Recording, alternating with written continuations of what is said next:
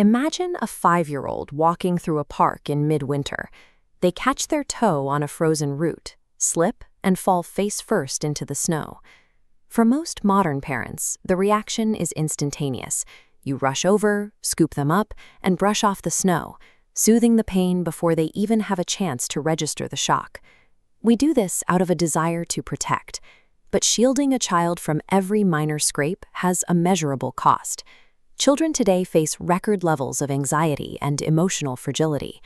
By eliminating all friction from their early years, we engineer a glass child, someone who depends entirely on others to regulate their own internal state.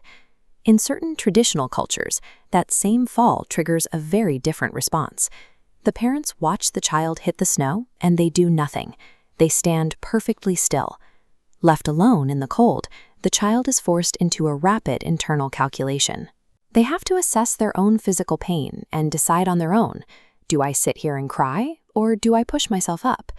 This lack of intervention is a deliberate survival mechanism. In a dangerous world, a dependent child is a vulnerable child. Does this forced independence constitute an act of cruelty, or is it the psychological vaccine needed to forge an unbreakable mind? This mechanism applies to everyday stressors too. A child struggles to fit a piece into a complex puzzle, or cries because a sibling took their toy. Instead of stepping in to negotiate the toy or solve the puzzle, the parent offers no physical help.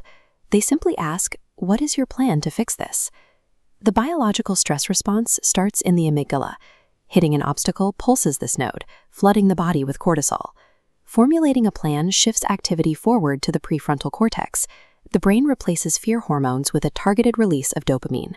Denying the quick rescue forces the child's nervous system to rewire itself. It moves their default state from panic into logic. Biologists call this hormesis. It is the process where microdoses of stress trigger beneficial adaptations in an organism. These jagged spikes represent microstressors, like falling in the snow or losing a toy.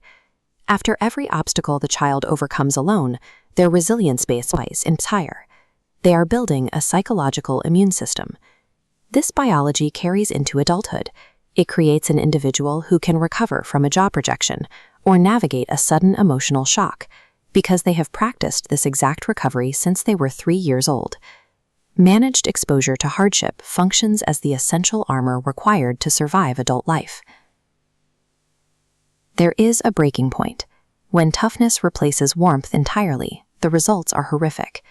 If the stress is too high and emotional support is absent, a child can develop alexithymia. This is a clinical condition where a person cannot process, identify, or express their own emotions. This creates the stone child. From the outside, they look strong, but internally, they view asking for help as a fatal weakness. They bury every fear and every pain in an empty void.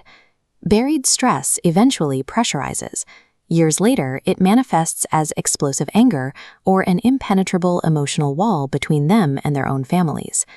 Extreme harshness eliminates fragility, but replaces it with emotional deadness.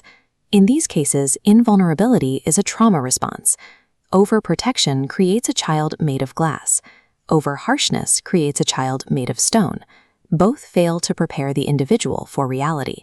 The scientific middle ground is safe exploration. You allow the child to struggle and fail while remaining visibly present. They need to know you are an invisible safety net, ready to catch them only if the fall is truly catastrophic. Parenting is a sequence of thousands of daily micro-decisions. These small choices determine the physical way a child's nervous system reacts to the world. A parent's duty lies in preparing the child for the road ahead, regardless of how rough it gets.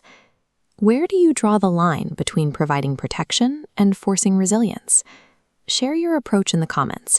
Finding that balance might dictate the rest of a child's life.